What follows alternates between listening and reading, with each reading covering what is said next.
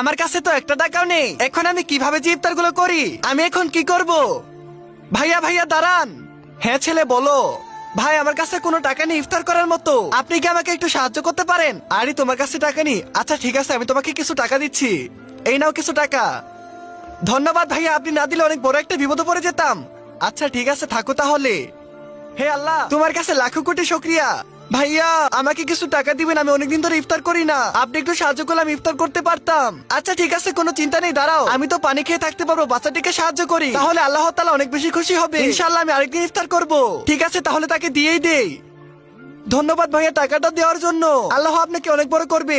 আচ্ছা ঠিক আছে।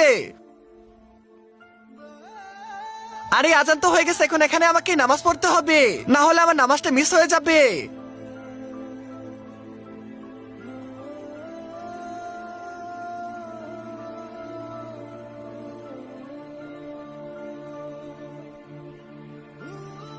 হে আল্লাহ, আজকে তো আমি ইফতার করতে পারলাম না, তুমি আমাকে একটু বড় করে দিও যাতে আমি ইফতার করতে পারি। হে আল্লাহ, আমি তোমার কাছে অনুরোধ করতেছি সবাই যদি লাইক সাবস্ক্রাইব করে দেয়।